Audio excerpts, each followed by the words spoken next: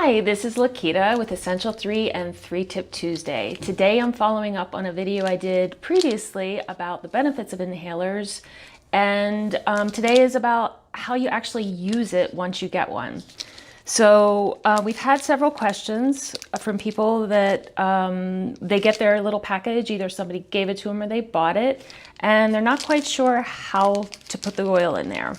So basically just open the package, and you'll see it comes in 3 pieces here. So you have your container, your lid, and your wick. Simply open up the container, take off the little metal cap here.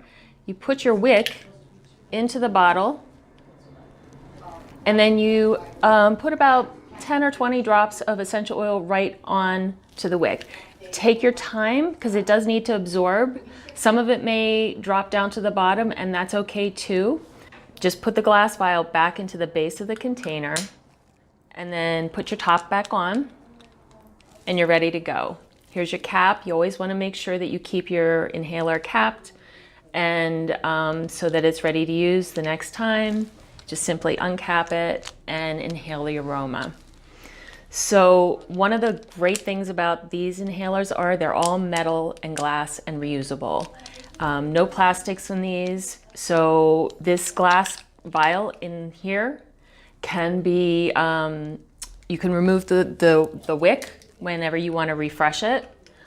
And oops, you can use tweezers. I have a little pair of scissors here, and you can just pull the wick out and use a new wick, and you can either soak your glass vial with soap and water, or you can put a little alcohol in there and just leave it sit for a while, shake it up, rinse it out, clean it out, and you're ready to go. You only need to do this when it gets really sticky or there's a lot of residue in there, but in general you can reuse that wick for quite a while before you need to replace it. So now your aromatherapy inhaler is ready to go. Enjoy, carry it with you everywhere, and we'll see you on the next 3 Tip Tuesday. Have a great day, everybody.